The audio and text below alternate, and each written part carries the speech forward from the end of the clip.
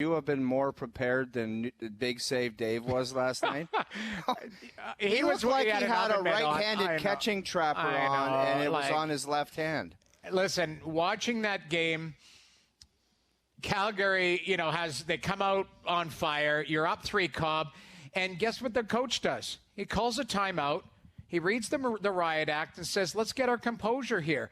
The team responds, and then at 3-3, Jeff Ward goes, hey, I'm going to pull the goalie. And I can understand I would have preferred a timeout. I would have timeout and riot act, or not even say a word. Just let the guys compose themselves a little bit.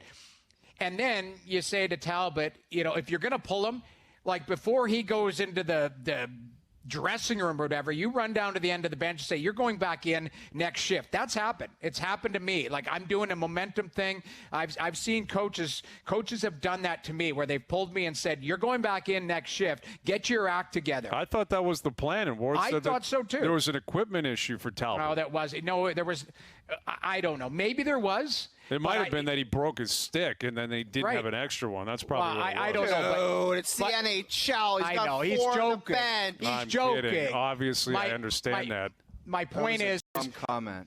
That team, they were reeling, and you needed something to jar. So, the coach pulls the goaltender.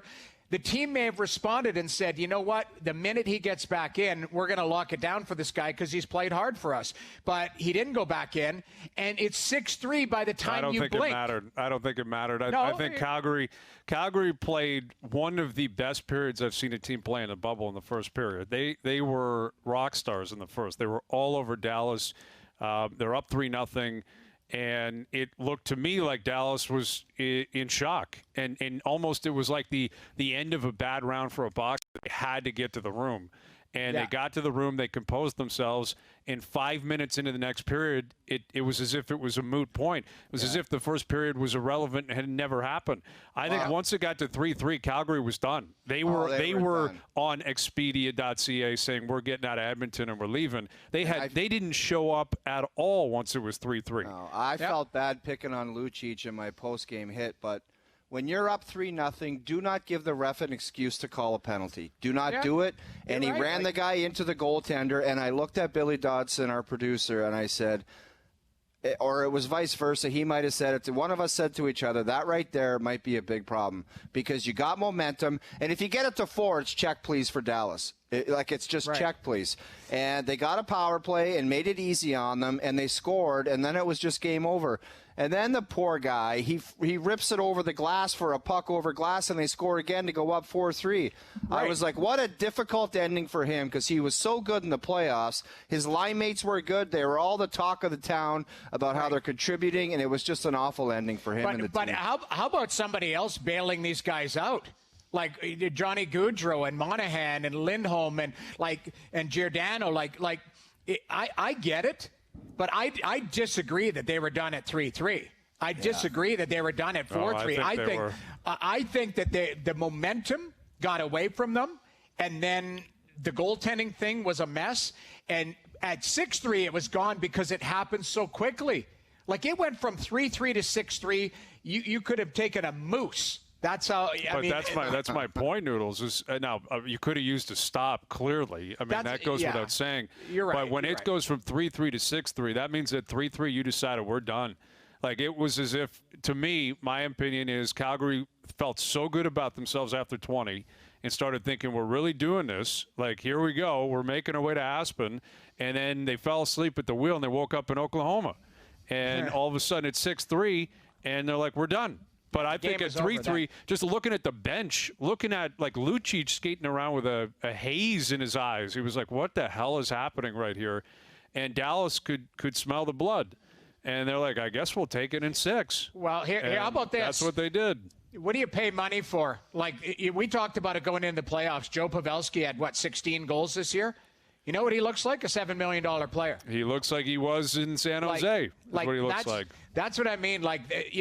I expect big guys to step up, like big boys to get it done. And, there's plenty of blame to go around, and there's plenty of praise to go around.